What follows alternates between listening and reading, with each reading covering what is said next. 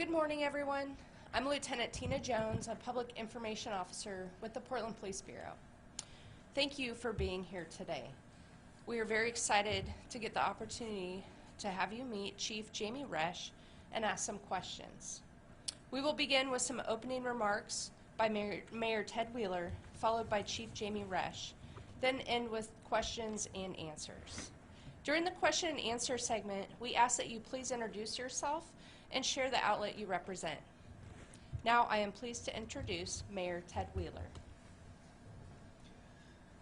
Thank you. Good morning, everybody. Welcome on Monday morning. This is not only the first Monday morning of the year, this is also the first Monday morning of the decade. This is also the first opportunity some of you will have had to have exposure to Chief Jami Resch. She's my pick to lead the Portland Police Bureau after the departure of former Chief Danielle Outlaw. I wish Chief Outlaw all the best in her new position in the city of Philadelphia, and I thank her for her leadership in the city of Portland in her capacity as the former chief. Moving forward now, it's vitally important that the Police Bureau keeps up the momentum and the great work and the progress that's been taking place within the Bureau. And I know that Chief Resch is the right person to continue to drive that momentum.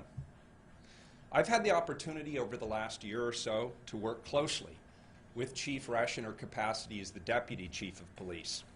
And because of the relationship that I've developed with her over that time, I'm confident that she will bring strong and effective leadership skills, broad knowledge of the Bureau, and deeply rooted ties to the Portland community.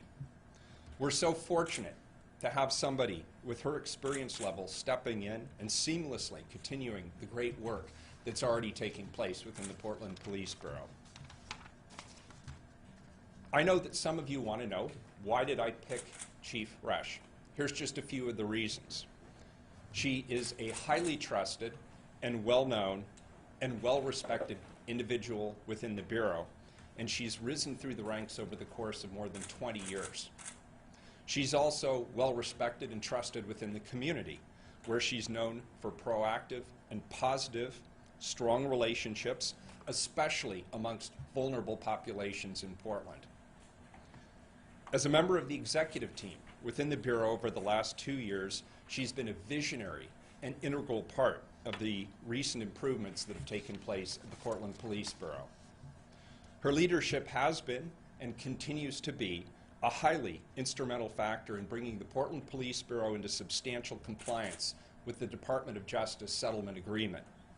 She's already immersed in and will continue to play an integral role in the upcoming Portland Police Association contract negotiations, policy work sessions, which are already scheduled with the Portland City Council, and budget discussions, which are already underway.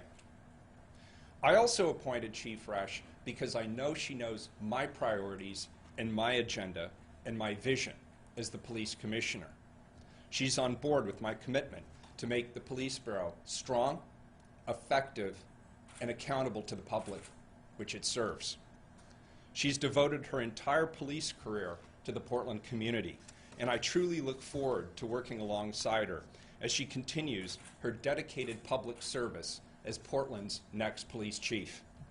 With that, I'd like to introduce Chief Jami Resch. Thank you. Thank you, Mayor. Good morning and Happy New Year.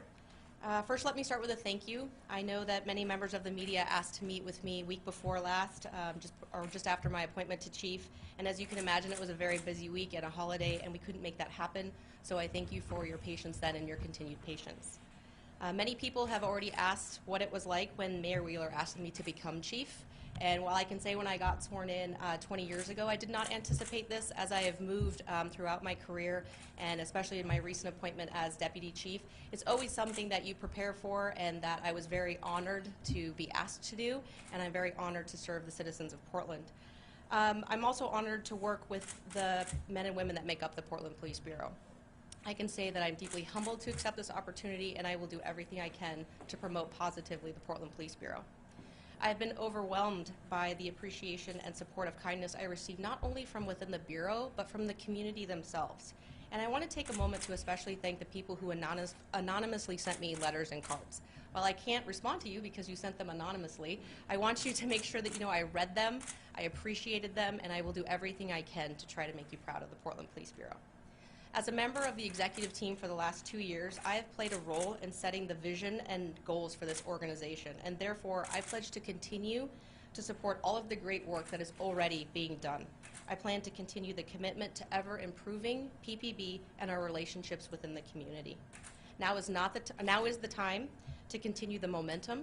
It is not the time to remain status quo or veer in a different direction. I'm excited to lead an organization that has such dedicated individuals doing this work, both our sworn and our professional staff, whose willingness to be innovative, collaborative, and embrace the complexity of modern policing is something that I'm also proud of. Police work is never finished, and I'm not saying that all of the calls are taken and the reports are written. I mean it's ever evolving. The tools and tactics that we use are continually changing and improving. The laws and policies are changing, as well as community expectations, and PPB will continue to adapt to all of these things and continue to be a leader in policing. Now I'm going to try and answer a few questions that I just assumed that you were already going to ask. So first, we had 7 shootings over New Year's Eve, and that is unacceptable. Our gun violence reduction team has responded to each of these, and they are investigating these. These are not crimes that are solved in a minute. While there may not have been any arrests yet, these cases take intense, thoughtful, coordinated approaches, and I have every confidence in every single one of our investigators investigating these cases. Our team is also working towards preventing any retaliatory violence that we may see as a response to these shootings. I have spent time in my career working in gun violence, and I know that there are witnesses and victims who do not come forward, and for very legitimate reasons. But I would be remiss if I did not ask for the public's help if you have information related to any of these incidents to come forward and help us apprehend these individuals. Our team will continue to investigate these, as I mentioned, and we will use all of the latest techniques available to us, including our new ability to analyze ballistics. We also ended 2019 with 52 deaths related to traffic crashes. We are working as a police bureau on ways to enhance our enforcement and improve traffic awareness. But we are also working with our other bureau partners on different aspects like improved lighting, sidewalks, crosswalks, and street design. But this is also my plea to the community, to hold yourselves and those around you accountable, to not drive under the influence, to not speed and obey our traffic laws, and to, whether you're a pedestrian, a driver, or a bicyclist, to not be distracted. As a community, we can help solve these traffic-related problems. Our staffing remains at a critical level. We do anticipate more retirements in 2020. However, I am pleased to say that our personnel division has made enhancements that is making the process more streamlined, and we are hiring officers at a faster rate. And we are hiring excellent, qualified individuals. I had the pleasure of meeting 4 brand new Portland police officers this morning and 1 new public safety support specialist. They are all fantastic. I'm super excited, as the rest of the Bureau, to welcome them to our family, and I'm sure that they will do a fine job representing us. I will continue also to support the health and the welfare of our officers, urging them to keep a positive work-life balance, especially at a time when we're stretched so thin. It has been demonstrated that a law enforcement's dedication to wellness positively impacts every aspect of the job. And on another positive note, the mayor mentioned, the Compliance Officer Community Liaison found the Portland Police Bureau in substantial compliance with the DOJ the Department of Justice Settlement Agreement. Though we still have work to do, this is a very positive step, and I look forward to continuing that and to becoming in full compliance. My expectation as chief is for those within the organization to uphold our values. We must remain accountable, transparent, and continue to improve our trust within the community. I believe we will achieve success with our partners, and I will be a collaborative chief. I will continually ask people to come to the table to work better and more efficiently together. 2020 is an election year, and we will anticipate demonstrations, and that collaboration is exactly what I'm talking about, and it's going to be greatly needed. I ask for patience. Even though I've been in the chief's office for a couple years, I am new to this role, and before I can accept some of the invitations already coming from the community, I will need a little time to settle in. But I make a pledge that I will try to be out in the community as much as possible. I'd like to thank the members of our executive team, Deputy Chris Davis, Assistant Chief Ryan Lee, Andy Shearer, and Mike Fromm. I've worked with each of you for many years, and I respect your dedication to the Bureau and to the community. And I would also like to thank each member of the Portland Police Bureau. I know how hard you work every day. I know your compassion, and I know your integrity, and I will do my best to highlight you every chance I get. I'm excited to lead an organization that I am proud of, and I thank you.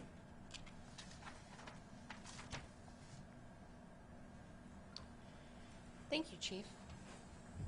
We have time for a few questions, so we can go ahead and begin. And again, if you would introduce yourself and say which outlet you represent. Leslie with PPB News. This is a question for you, Chief. With demonstrations planned and expected in this year, what approaches do you think have worked in the past, and what do you hope to see moving forward? Well, I think as you noticed in one of our last protests, we drew on almost every resource that we had available to us, and that included reaching out to other agencies, our bureau partners, and really coming together as a city to determine the best approach to that. And that was our most effective that we had been. We had every resource available to us, and I think you will see that more and more, where we're reaching out. We're not trying to do it on our own. We're trying to gather as much information as we can ahead of time and really establish whose responsibility is what as we move through it. So I think you will see that more and more. You'll see a more collaborative approach, including other city bureaus, other agencies. Yeah. Oh, sorry. Behind you. Sorry, Yeah. Lisa was first. And then Chief Lisa Bale from 176. Yes. Question for you, when you look back at the past year and what you've learned from the chief, is there anything that you find that you take away that is significant, and also on the other side, anything you take away that you would like to do that wasn't being done?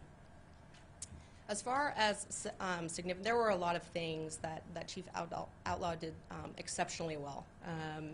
And I tried to learn from her as much as I could while she was here. She was very articulate in her public speaking. She bonded well immediately with people. They got an instant sense from her that she was compassionate about her job and her relationships that she had with community, and I would like to continue that. I think that people wanted more relationships with her, and I hope to be able to provide that and to continue that. And then what about on the flip side, something that wasn't there that you think you will bring to the table? I think having been here for as long as I have been, it'll be 21 years in February that I've been here, I might be able to move some of these relationships farther quicker, just because I already have the relationship. So I would like to see that. I would like to see some things change a little faster as far as like our ability to build trust within the community with different groups and things like that. I think I might have the ability to do that.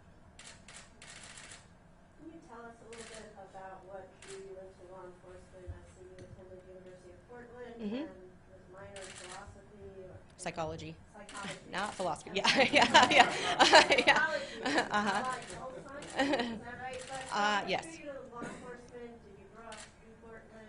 Tell us Right. a little bit about yourself. I grew up in the Beaverton area. I graduated from Beaverton High School. I'm not originally from Oregon. I'm originally from Montana, but I have spent the majority of my life here.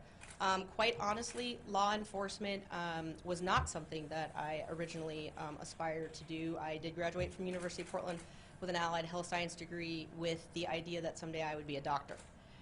However, that did not work, and back in 1999, the Portland Police Bureau did a big push to hire officers once again, and I was part of Operation 80. I don't know if you remember that, but I was part of that large group that was hired then. And in all honesty, it was something that I did almost to see if I could at the time when I applied. I had never been on a ride-along. I had never shot a gun. I had never done anything related to police work, but when I applied and they hired me and I started going through training, I loved it. And I've been here, like I said, almost 21 years. What's been the highlight of your career so far? I mean, what assignment did you enjoy the most? What assignment did I enjoy the most? I actually think probably being the night shift lieutenant at East Precinct was the assignment that I enjoyed the most. It was a lot of fun. It was a great group of officers. I think, had the opportunity to make some impacts in East Precinct. You know, when you think about night shift, there's not a lot of people out and about, so that the people that you do interact, you have the ability to have an impact on. The best part about this job, 100% hands down, is the people. The people who work for the police bureau, the people I've got to meet, the friendships that I've made. You know, when everybody retires from the police bureau, it's that's what they miss the most, and I know that that's what I'll miss the most when I do leave, which is not going to be anytime soon. Like I said, I have 5 years left here, and I would love to spend every last one of them standing right here in this position. Yes. Yeah. Yeah, Alex, Walensky with Portland Mercury. Yeah. You mentioned your interest in kind of building and strengthening relationships with the community that are already there. Yeah. I'm curious, what community groups would you say know you best at this point, and have you worked with the most extensively, who can speak to how you are as a leader? Right. So I've been a part of the Slavic Advisory Council, and I've also been a part of the Muslim Advisory Council. I've also worked with Catholic Charities on our refugee resettlement program and how the Bureau works with those individuals. So if you would like to talk to any of those groups, I would be happy to put you in contact with them. There's a couple of them in the room. We had a question over here. Yes. I'm Brittany Falkers, KGW. This is actually a question for Mayor Wheeler. Talking about the hiring process a little bit, and we've received some criticism about transparency. Can you tell us a little bit about why there wasn't an open process in hiring the chief? There's a lot going on right now at the Police Bureau. We have the budget is already in play, and I think everybody understands this is a critical budget. We are at a delicate point in reaching substantial compliance with the U.S. Department of Justice settlement agreement, and we are entering contract negotiations with the Portland Police Association. I made an executive decision because I've had my eye on Chief Resch for quite some time. As the deputy chief, I've already developed a working relationship with her. I know what she's capable of.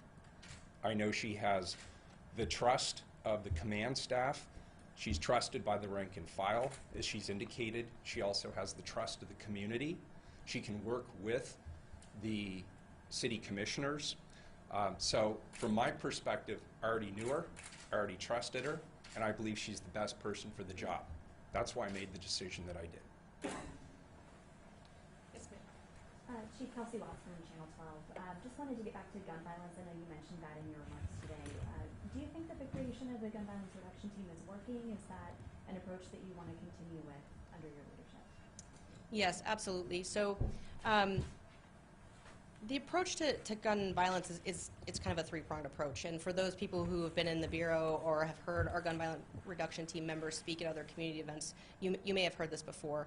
But you know, it really is a three-pronged approach, and we have to start with our communication, our education, and our outreach. That's where it all starts, right?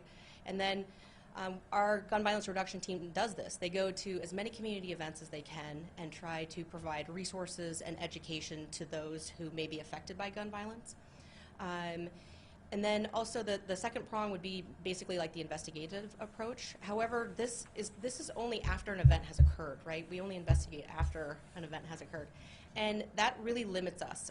We already have victims. We may already have a suspect. We already have witnesses. We already have families that are affected at this point. The trauma has already occurred, and realistically, that's a very limiting factor for anybody who may be considered a suspect at that point. Because once we take that person into custody, that moves on through the course of the justice system. The third prong, and probably the most important that I think, is the proactive police work prong of the gun violence reduction team. And that's where they go out and they try to intercept those individuals before the violence occurs, right? We try to find out those who may be affected. We want to try to identify those who are most at risk for becoming either a suspect or a victim, because if we can get there ahead of time, we can prevent things. There's more resources available to people who have not committed a crime than there are to people who have. So what we need are all the tools available to us, right? We need the ability to identify those who are most at risk, not only of becoming a suspect, but more importantly, those who are that we feel are at risk of becoming victims, to offer them services to try to find a way out of this. And then as far as like, if there is somebody who we feel could possibly be a suspect, there's more options available to them. It's not like just you're just going to go to jail, right? If we get somebody, like, let's say for an unlawful possession charge, we may be able to work on different measures, different aspects for their family. There's less trauma that occurs prior to an event occurring. So it's really important, and I know I'm kind of rambling on a little bit about this, and I would be happy to talk more about it, but the proactive police work and using all of the tools that we have available to us, I think, is the most important. And we are investigating all of the shootings now, and not that we weren't before, but our gun violence reduction team is specifically dedicated to those. Bob Foster, Channel 2. So with gun reduction, I don't know if this is for, but, you know, there's always the talk of a gun buyback program, take the guns off the street. Mm-hmm. And I think we have done those in the past. I would have to ask if we've considered doing those again in the future and how effective we think they would be. But yeah, it's something we could look into. So there's no current plans now? Pardon me? There's no current plans? Not that I'm aware of, no. I think we had, was there anybody else who hasn't asked a question? Okay. Maxine had. I have one for the chief and one for the mayor. Chief, where do you stand on body cameras? Is there still a move to, I know Chief Outlaw had wanted to get a pilot project Correct. underway, and that's been sitting for some time. Yeah. I am very supportive of body-worn cameras. And I know that we are still working towards developing a policy so that if we are given the opportunity to do that pilot, that we're ready to do it when the opportunity presents itself. I think that it's something that's fully supported by the officers, and I think it's beneficial for the community as well. I would like to see them. And Mayor, was there any time during the course of this past year when Chief Outlaw had tried to extend her contract with the city? I'm not aware of any specific time that she's tried to extend her contract with the city. I am aware of the conversations we had after she notified me that she was going to leave. The timing and the sequence that we've settled on was mutually agreeable. We thought it was in the best interest of Chief Outlaw and in the best interest of the Police Bureau. Thank you. I just want to say that's all the time we have today. I really appreciate all of you coming and your attention. And, you know, there will be other opportunities down the road, but we welcome Chief Resch, and as she settles in to her new role, we'll have other opportunities for media in the future. Thank you.